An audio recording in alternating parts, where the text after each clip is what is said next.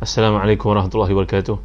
Innal hamdalillah nahmaduhu wa nasta'inuhu wa nastahdihi wa nastaghfiruh wa natubu ilayhi wa natawakkalu alayhi wa na'udzu billahi min shururi anfusina wa sayyiati a'malina may yahdihillahu fala mudilla lahu wa may yudlil fala hadiya lahu. Allahumma salli wa sallim wa barik ala Muhammad wa ala ali Muhammad kama sallaita wa sallamta wa barakta ala Ibrahim wa ala ali Ibrahim fil alamin innaka Hamidum Majid. Amma ba'd. Alhamdulillah. Waalaikumsalam warahmatullahi wabarakatuh. Encik Faris Misbah, Fatimah Syamsuddin, top fan kita semuanya, Sabrina Ain, Nur Sahaliza, Yana Saadul, Intan Suraya, Nurida Muhammad. Terima kasih ya kerana ada yang menghubungi saya bertanya bila nak start kuliah semula. Maklumlah kita bercuti.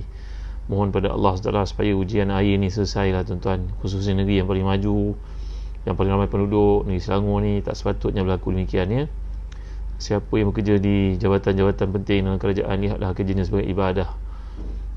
Kalau setiap kali masalah ini berlaku dan tak ada penyelesaian, kita ni macam tak ada second plan ya. Macam kita ni macam manalah negara yang maju macam Singapura sebelah kita, kecil saja negaranya tapi boleh mengatasi masalah ni. Kita yang besar, sungai banyak, tasik banyak, tapi masalah ni tak pernah selesai, selalu berlaku. Kenapa tuan-tuan rasa komen, rasa sedih? Macam tak kreatif sangat, teruk sangat ke kita ni orang Islam ya? Tak bijak sangat ke kita ni?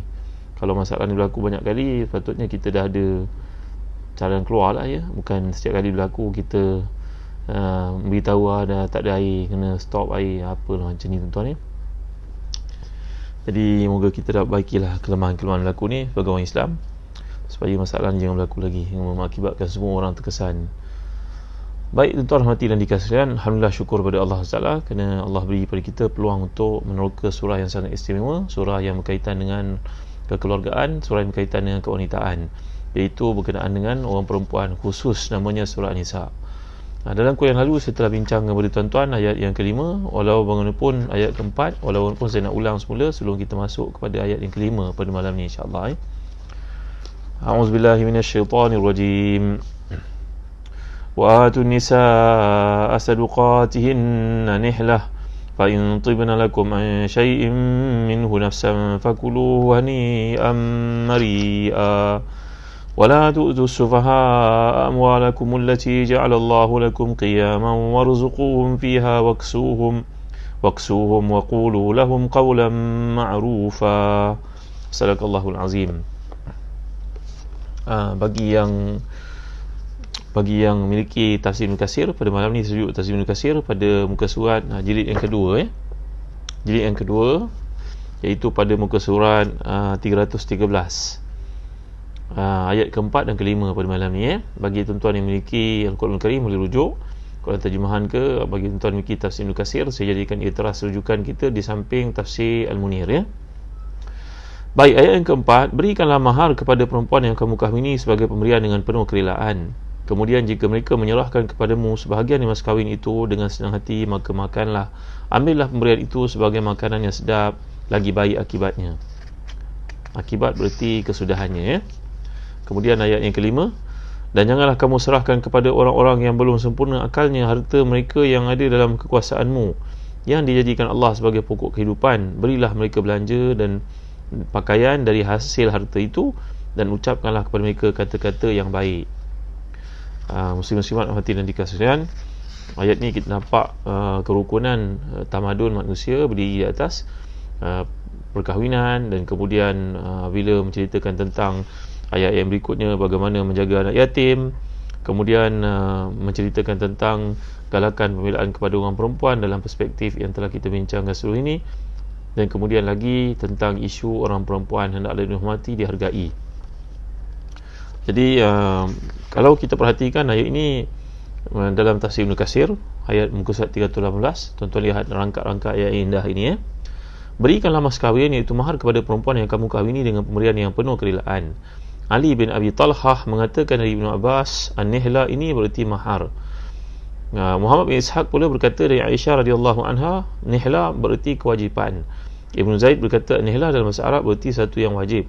Maka mereka berkata, janganlah kamu nikahi dia kecuali dengan satu yang wajib baginya, iaitu seorang lelaki diwajibkan menyerahkan mahar kepada wanita yang dikahwini itu, sama ada dengan cara yang ditetapkan, dengan cara sukarela. Sebagaimana jika dia memberi maniha, iaitu kambing yang dimanfaatkan susunya ataupun hadiah yang perlu kerelaan, maka begitu juga kewajipan mahar kepada perempuan. Dan jika si isteri secara sukarela menyerahkan kembali seluruh daripada hartanya, maharnya atau sebahagiannya, maka suami boleh makannya dengan yang halal, dengan cara yang halal. Maka tuan-tuan dan hadirin dikasihi sekalian, kita lihat pada rangkap berikutnya dalam tafsir Ibn Katsir. Ini bicara ni menarik.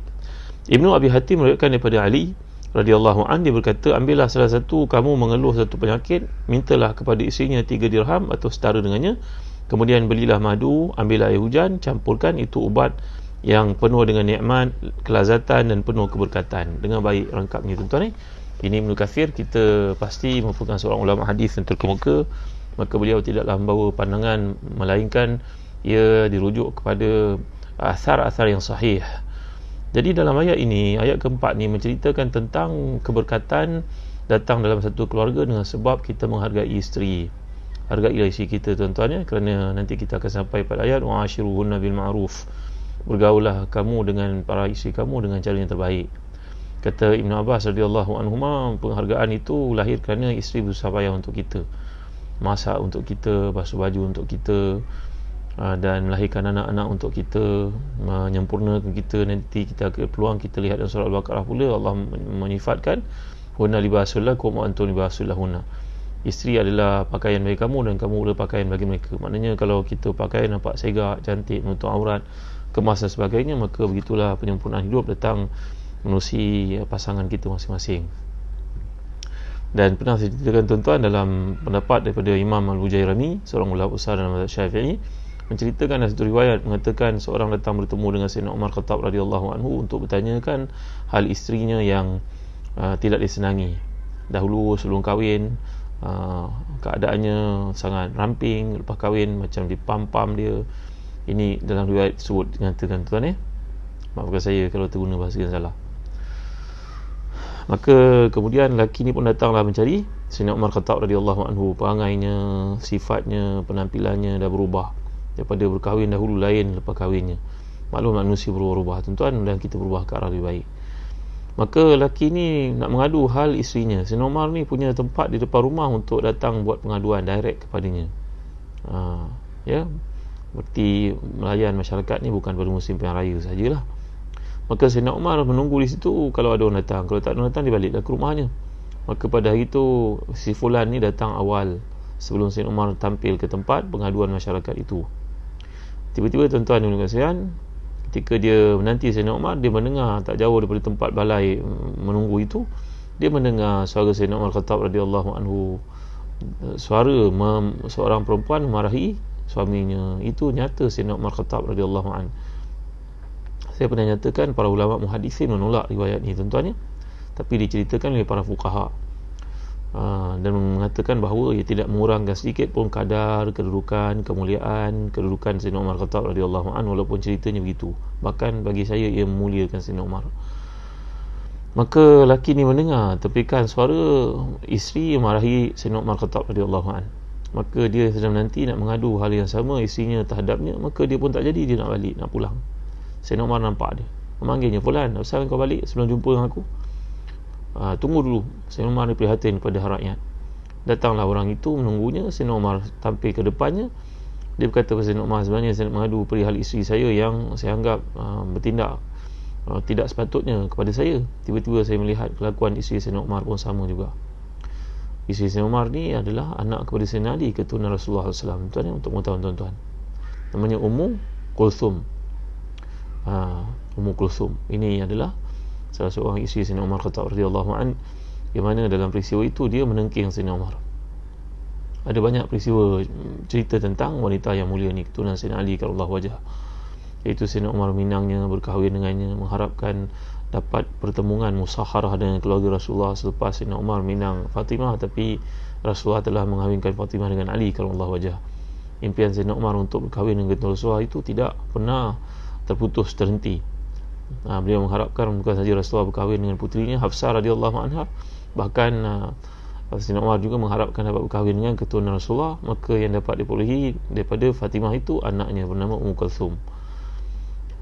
Menarik tuan cerita ni. Kalau saya cerita pada tuan ya, Sayyidina Umar pernah isterinya itu ketika mengandung, Ummu Kulthum itu ketika mengandung, orang Melayu panggil Ummu Kulthum, orang Arab panggil Ummu Kulthum.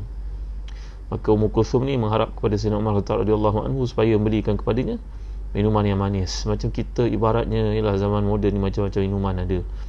Minuman yang orang beli sampai beratur panjang pun ada, tak payah sebut nama lah tuan, macam-macam minuman. Jadi macam isteri ni, orang muda ni minta kepada Sayyidina Umar untuk makanan-makanan orang muda pada zaman itu. Yaum ashtahat zawjuhal halwa faqala laha anna li thamanul halwa fa ashriha. Isteriku mengidam untuk makan makanan yang manis, macam minuman-minuman orang muda suka pada hari ni, ibaratnya zaman itu tuan. Sayyidina Umar ni sudah pun tua orangnya pada waktu itu, berkata dia mengidam untuk makan manisan, tapi aku tidak punya wang untuk belinya. Allahu Akbar, masya-Allah, tabaraka wa ta'ala.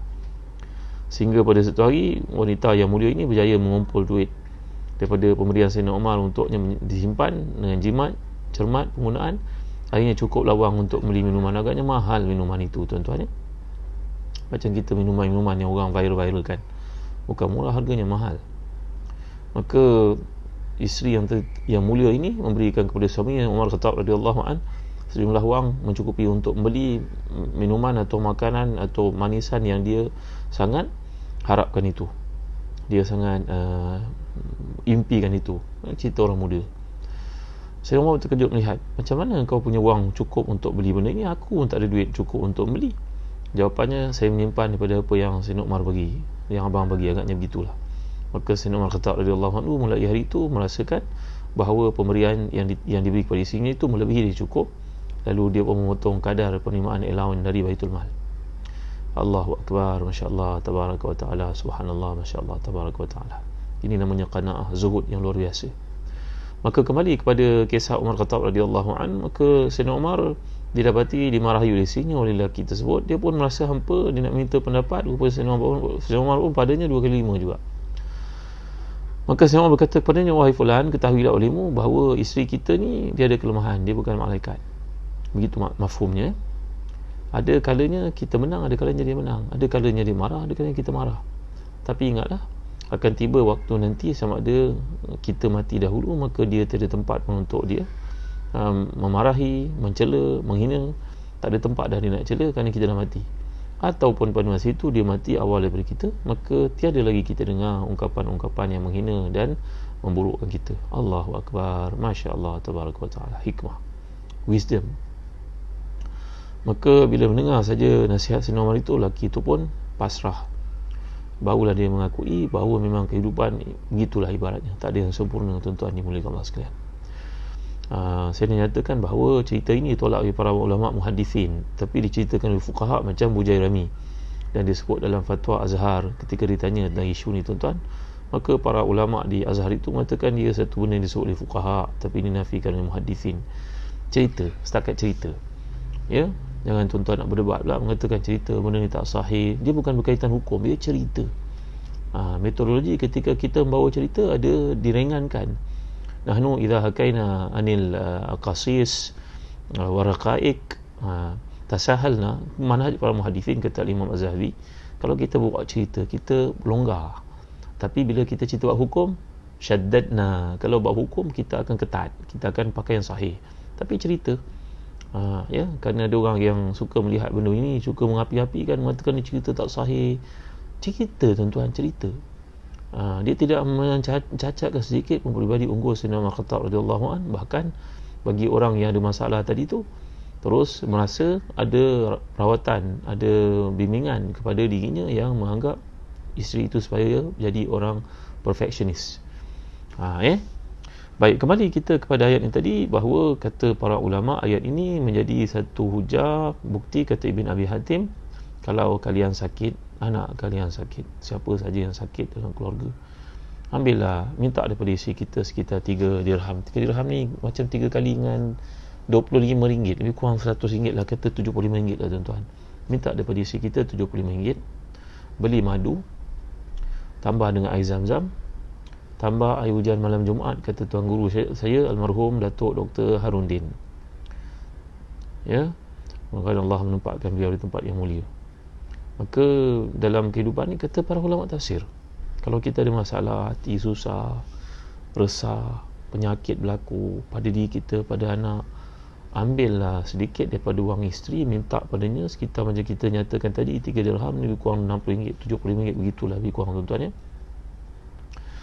Tambah dengan air zam-zam, tambah sedikit madu, tambah air hujan malam Jumaat. Air hujan malam Jumaat. Malam Jumaat mula daripada maghrib lah sampai ke subuh. Jadi campur. Kalau kita rasa nak jerang, nak panaskan, nak didihkan air hujan malam Jumaat tu, takut ada kotoran padanya, silakan. Kemudian tambah dengan air zam-zam, tambah madu. Beli madu dengan duit daripada mahar isteri yang diberi kepada kita dengan sukarela tadi. Ia adalah keberkatan dalam hidup dan rawatan kepada penyakit. Wallahu alam. Ya, ini disebut oleh para ulama tafsir berpandukan kepada pandangan daripada Ibn Abi Hatim, seorang ahli tafsir yang terkemuka. Ini amalan para sahabat. Kerana kalau kita lihat tuan-tuan, inilah dia yang dapat kita perhatikan. Allah menyatakan fakuluhu hani'an mari'ah, makanlah daripada harta yang isteri bagi kepada kamu dengan hatinya yang terbuka, gembira itu. Hani'an mari'ah, dengan gembira, senang hati dan juga bagus, sihat. Itu maksud ayat ni tuan-tuan ya. Saya lupa nak huraikan pada kuliah yang lalu. Yang kemudian apa bukti yang lain kenapa dicampur dengan madu? Kerana kita belajar dalam surah An-Nahl, Allah menyatakan yang mana Allah menyatakan daripada madu ini keluar daripada perut lebah itu syarabun mukhtaliful alwan wa fihi shifaa'un linnas. Keluar daripada perut lebah itu sedikit cairan yang dipanggil madu, padanya ada syifa' linnas, rawatan kepada penyakit. Nanti kita ada peluang kita meneroka surah An-Nahl, surah lebah. Kita dah baca surah semut kan. Kemudian apa lagi tuan-tuan? Kenapa air hujan malam Jumaat? Air hujan malam Jumaat ada hadis. Dan kemudian Allah sering menyatakan bahawa wa nazalna minas sama'i ma'an mubarakah, kami turunkan daripada langit air itu sentiasa keberkatan padanya.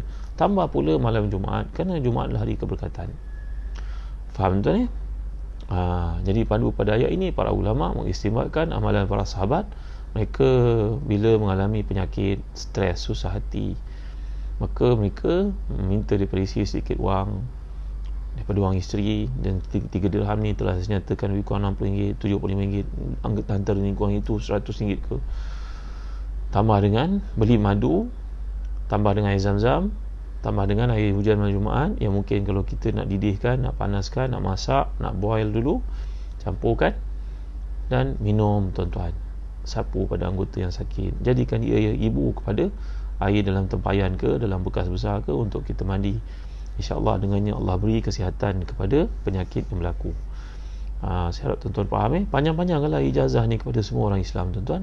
Moga-moga di luar sana ada yang mengalami penyakit, moga-moga kita dapat rawat pesakit-pesakit yang ada di kalangan kita.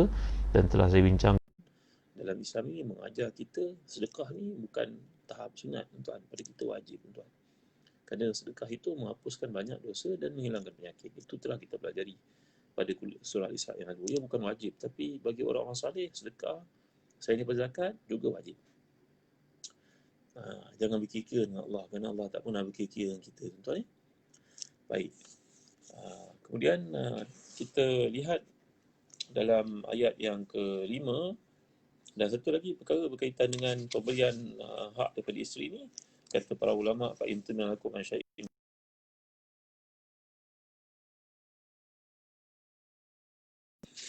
isteri memberikan kepada kita satu benda, maka makanlah dengan cara yang terbaik. Kadang-kadang hidup ni tak sempurna. Sewaktu kita berkahwin, kita menjanjikan macam-macam perkara untuk isteri kita. Tapi kalau kita tak bercerita tentang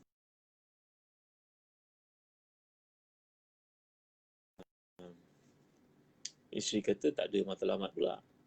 Bila kita bawa dream cerita kita dengan isteri, tak boleh nak capai, kata kita pembohong pula, macam-macam tuan ya. Inilah kelemahan dalam hidup. Kita tak sempurna. Sebelum kahwin kita janji macam-macam. Kalau kita tak janji, nampak macam kita ni tak ada matlamat hidup, tak layak jadi kepimpinan kan. Bila kita cerita tak dapat buat, nanti kata temerah pula. Ini orang perempuan yang ambil hati ya. Suara tak jelas, kenapa tak clear pula? Mic tak tercabut pun ada di sini. Suara kurang jelas. Baiklah, saya kuatkan sikit. Tadi saya sebut pada tuan-tuan, dengar tak? Okey. Internet tak apa cantik.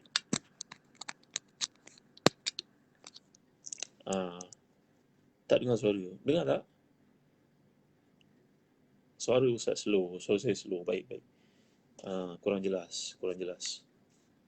Suara tak clear, putus-putus. Tadi saya cerita pada tuan-tuan tentang ayat ini, dia jadi dengar suara sayup-sayup je. Kenapa pula internet nampak okey je. Dengar ke? Dengar. Okey, baik. Jadi saya cerita pada tuan-tuan tadi, kata para ulama, untuk merawat pesakit-pesakit yang ada dalam keluarga kita, sama ada diri kita, sama ada anak kita, maka bolehlah diambil pedoman daripada ayat ini, kata mereka, iaitulah yang pertama sekali, minta daripada isteri sejumlah wang. Perempuan yang marah ini, kata para ulama, kerana ayat ini menceritakan kemuliaan mahar yang kita berikan itu, penghargaan untuk isteri kita itu. Jadi ambillah duit daripada isteri, minta daripada cara yang baik, kerana isteri ini adalah orang yang sangat prihatin dengan kita. Apa-apa untuk tuan-tuan dimuliakan sekalian, kita kemudian bila tiba waktu, kita perlukan sini kadang-kadang sanggup untuk menebus emasnya, menggadaikan emas itu demi untuk keperluan suami. Allah besarnya pengorbanan isteri. Dan kata para ulama lagi daripada ayat ni, hendaklah kita minta daripada isteri kita sejumlah wang, dan kemudian beli dengannya madu, dapatkan air zam-zam, tambah air hujan malam Jumaat. Sama ada dimasak ke atau tidak ke, kalau kita yakin dia bersih, boleh gunakan terus, minum. Rawatlah pesakit-pesakit, mandilah dengan air campur dengan madu ni tadi, campur dengan zam-zam dan air hujan malam Jumaat, kata Tuan Guru Datuk Dr. Harundin, maka ia merawat pesakit-pesakit dan penyakit-penyakit yang berlaku dalam keluarga kamu. Kerana Allah menyatakan dalam ayat ini, tuan-tuan, fakulu hani'an mari'ah. Apabila isteri beri pada kamu pemberian dengan hati yang lapang, yang gembira kerana nak bantu kamu, sebenarnya padanya ada rawatan. Hani'an mari'ah. Ia merujuk kepada bagus, sihat, dan ditambah pula dengan surah An-Nahl ketika Allah menyatakan yakhruju min butuniha syarabun mukhtalifun alwanuha fihi shifa'un linnas. Madu adalah satu rawatan untuk penyakit-penyakit, dan kemudian air zam-zam tak nafikan, dan kemudian air hujan malam Jumaat. Kerana keberkatan yang daripada hari Jumaat dan juga keberkatan datang daripada hujan, kerana Allah menyatakan nazzalna minas sama'i ma'an mubarakah. Okey, tuan-tuan saya dengar jelas alhamdulillah. Ya Abdullah setengah tempat mungkin tak jelas. Baik Okey, jadi kita belajar di sini tentang satu rawatan yang ada dalam diri kita sendiri dan keluarga kita sendiri, yang kita boleh buat sendiri tanpa perlu minta daripada mana-mana pihak yang lain. Tak menafikan orang-orang saleh punya kelebihan di sisi Allah, kita boleh minta doa daripada mereka. Tapi bila ia berlaku dalam keluarga, kita boleh mengatasinya apabila kita juga di kalangan orang saleh, insya-Allah, tuan-tuan Baik, jadi mas kahwin menjadi kewajipan suami, bahkan belanja dengan keluarga, kerana demikianlah kecenderungan jiwa manusia normal. Bahkan kata Imam Al-Jahil yang pernah saya cerita pada tuan-tuan, ketika Allahumma salli ala Muhammad, ketika dia melihat ayam yang ada di kota Baghdad, di kota Khurasan, ayam jantan panggil ayam betina untuk makan, jangan dimakan sendiri. Ini menunjukkan kedudukan mulianya jantan, mulianya orang lelaki yang sepatutnya berpanggil demikian. Bukan sebaliknya, kita ni menumpang daripada isi, malas nak bekerja, mengharapkan daripada isi ihsan, daripada isi keluarga isi, mentang-mentang keluarga isi itu orang kaya, segala benda kita minta daripada dia. Ini sifat tak bertanggungjawab, tuan-tuan. Ukur baju kat badan sendiri. Ayat ini mengajar kita orang lelaki sepatutnya mempunyai sifat qiwam. Qiwamah ni berarti kita yang punya tanggungjawab yang perlu laksanakan. Juliana dapat tadi madu dibeli dengan duit isteri. Ada pula ibu tanya, macam mana kalau ibu tunggal? Allahu Akbar. Ibu tunggal pun boleh. Kerana wang dia sendiri yang dahulunya pernah suami berikan kepadanya. Mungkin dengan wang tersebut dia beli emas ke, mungkin dibuat simpanan ke, tentu dalam kecairan wang yang dimiliki itu datang daripada pemberian suami juga sebenarnya. Jadi tuan-tuan hati dan dikasihkan, Rohaya Talib, ambil daripada isteri RM75. Bukan. Datuk Harudin kata ni, bukan. Ni kata para ulama. Datuk Harudin berkata air hujan malam Jumaat. Betulkan balik kenyataan ni. Saya maksudkan 3 dirham ni kerana para ulama tafsir daripada Ibn Abi Hatim mengata demikian. Cikgu Ruhaya ni betulkan sikit di sini. Dari Ustaz Harudin, bukan Nabi 7 ni, salah ni. Maksud saya bacakan pendapat ni daripada tafsir Ibn Katsir. Yang telah saya bacakan sebelum ni. Apa kata sini? Ibn Abi Hatim mengatakan daripada Ali, apabila salah seorang kamu mengalami penyakit, minta daripada isteri 3 dirham. Atau yang setara dengannya. Lalu belilah madu, ambillah air hujan, campurkan dengan air zam-zam. Itulah ubat yang penuh kenikmatan dan kelazatan, penuh keberkatan. Datuk Harudin mengatakan air hujan malam Jumaat kerana air hujan adalah keberkatan, campur pula malam Jumaat, maka itu lagi kelebihan yang dimaksudkan. Baik, boleh jelas? Hani Arbayah. Yazam air hujan malam Jumaat. Okey. Baik. Okey.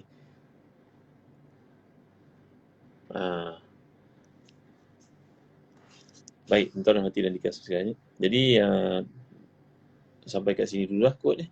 Kerana banyak sangat yang korang dengar apa yang saya sampaikan ni.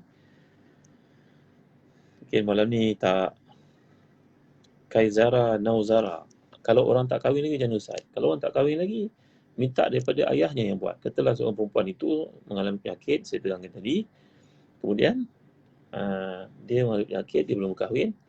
Maka ayah dia minta daripada wang ibunya. Beli madu, campur dengan air zam-zam dan juga air hujan malam Jumaat dan minum dan sapu kepada orang yang sakit itu. InsyaAllah. Buat sendiri Ustaz. Ya, buat sendiri. Kalau ada Pak Imam yang saleh, Ustaz yang saleh, boleh tambah doa keberkatan pada insyaAllah. Okey. Baik. Jadi tadi kita belajar fa in tibna lakum an syai'in fakulu hani amaria. Kata Dr. Ratin Abulisi, maksud ayat ini kadang-kadang apabila kita dilanda kesusahan, biasanya yang tampil untuk membantu adalah isteri kita sebenarnya. Itu yang pertama sekali. Jadi kerana kebaikan yang ada pada suami yang tidak dilupakan isteri, maka isteri sanggup untuk mungkin menggadaikan, menjual barang kemasnya untuk membantu suami bagi dapat wang menyelesaikan kebutuhan hidup. Maka ini maksud ayat Allah, kata Dr. Ratin Abulisi. Kalau itu yang berlaku, maka isteri telah pun memberi kepada kita dengan hati yang terbuka, dengan hati yang gembira, dengan hati yang seronok, memandang kepada pengorbanan kita sebelum itu, maka adalah halal untuk kita makan daripadanya. Tapi tidak sepatutnya seorang lelaki memaksa isterinya. Jadi cerita-cerita yang sampai tuan-tuan ya. Kadang ada orang yang telah pun terpedaya mengahwinkan anak perempuannya dengan lelaki yang disangkanya pelajaran tinggi, mempunyai kedudukan, mempunyai pelajaran tinggi, memiliki pencapaian tinggi dalam perniagaan, rupa-rupanya penipuan. Sebaliknya, lelaki itu hanyalah merupakan seorang yang merempan. Dia pandai belagak sehingga menyebabkan lelaki dan perempuan, pak mentua dan mak mentua tertipu dengan penampilan dirinya. Ini berlaku. Akhirnya dia minta daripada isterinya wang yang banyak. Dia tahu kedudukan ayah mentuanya, mak mentuanya orang berkedudukan, mempunyai harta yang banyak. Maka dia minta daripada isteri itu wang. Dipaksa isteri itu infak kepadanya. Ini adalah perbuatan yang haram, tuan-tuan. Kerana dalam Islam, hak isteri itu bukan hak suami. Tapi hak suami adalah milik isteri juga. Sebaliknya, dalam ayat ini menceritakan kalau seseorang isteri merasa perlu bantu suami dalam keadaan-keadaan tertentu, dalam masalah ekonomi yang berlaku, maka dihalalkan untuk suami itu menikmatinya seperti yang kita belajar di sini. Sebaliknya, diharamkan kepada lelaki itu untuk memaksa isterinya, mencairkan hartanya, menjual propertinya, padahal itu milik ayah ibunya yang pernah diberikan kepadanya, hanya semata-mata untuk memenuhi keperluan dirinya. Ada orang lelaki ni kadang-kadang, dia tak sedar diri. Dia dah siap berkawan dengan orang berkedudukan yang hebat, pergi main golf, padahal dia tak perlu main golf pun. Maka untuk main golf itu kena ada kereta dia, kena ada belanja dia, kayu golf itu pun bukan murah-murah. Oleh kerana dia telah tertipu dengan kata-kata orang, main golf itu boleh menjalin hubungan yang baik dengan ahli perniagaan, nanti boleh buat projek. maka dia pun tertipu padahal dia tak perlu masuk ke bidang itu. Maka tuan-tuan dan hadirin dikasihi sekarang, isteri pula yang jadi mangsa. Isteri punya barang kemas habis disapunya, duit isteri simpanan habis kebasnya, duit isteri tabung haji anak-anak habis boleh ambilnya. Ini orang maghrur, tuan-tuan dimuliakan Allah sekalian. Orang seperti ini kita bimbang adalah termasuk di kalangan orang yang telah mengambil kesempatan kepada isteri, mengambil harta isteri dengan cara yang haram. Bila ayat ini mengatakan, maka makanlah daripada apa yang diberikan oleh isteri itu, fakulu hani'an mari'a, makanlah daripadanya dengan gembira. Kerana kebanyakan harta muaranya di hujungnya adalah makan. Tak gunalah kalau kita punya wang yang banyak, kita adalah orang kaya, jutawan, super jutawan, tapi kita mengalami penyakit. Tahu tak boleh makan tu, tak boleh makan ini. Maka ayat yang digunakan oleh Allah di sini menunjuk kepada kebanyakan nikmat itu berlaku dengan makan. Kalau tidak ada makan, maka tentulah kehidupan itu tidak sempurna. Kita nak meraihkan hari ibu pun mungkin kita bawa makan di tempat yang bagus-bagus, kita berikan makanan yang bagus-bagus. Jadi gitu tuan-tuan. Jadi saya rasa cukup setakat ini dulu. Mudah-mudahan kita dapat sambung lagi dalam malam esok. Mudah-mudahan malam esok cuaca baik dan suara saya dapat jelas dan dengar dengan jelas. Sekian saja tuan-tuan dimuliakan sekalian. Wallahu a'lam, sallallahu ala sayyidina Muhammad wa ala alihi wasahbihi wasallam. Alhamdulillah. اللهم زدنا ولا تنقصنا واكرمنا ولا تهنا واعطنا ولا تحرمنا واثرنا ولا تؤثر علينا وارضنا وارض عنا. اللهم ارزقنا مالا وفعلا فانه لا يسهل الفعل الا بالمال. اللهم ارزقنا مالا وفعلا فانه لا يسهل الفعل الا بالمال. اللهم ارزقنا مالا وفعلا فانه لا يسهل الفعل الا بالمال. اللهم آت نفوسنا تقواها وزكها أنت خير من زكاها أنت وليها ومولاها برحمتك يا أرحم الراحمين. ربنا آتنا في الدنيا حسنة وفي الآخرة حسنة وقنا عذاب النار. وصلى الله على سيدنا محمد وعلى آله وصحبه وسلم. Terima kasih semua ya. Ayu Daina, Siti Aisyah, Juliana. Terima kasih atas sambutan tuan walaupun lain tak clear malam ni. Rohani Ahmad tanya, air tu diminum berapa kali? Beberapa kali pun tak mengapa. Lagi banyak lagi bagus sampai sihat. Terima kasih Rohaya. Terima kasih Cikgu Rohaya. Zubaidah Ibrahim. Terima kasih semua. Jangan lupa untuk like Facebook Umrah Zahzan Travel.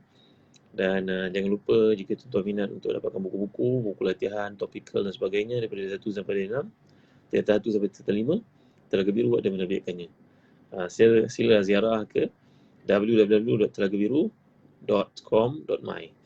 Ini website rasmi Telaga Biru untuk beli barang, dapatkan buku-buku. Kami pun ada mempromotkan gaya hidup sihat berdasarkan sunnah, makanan kesihatan namanya Habatus Sauda Birkah, projek Birkah. Birkah berarti keberkatan insya-Allah. Bagi tuan yang minat untuk boleh dapatkan di website Telaga Biru. Sekian dari saya. Terima kasih atas sokongan tuan-tuan.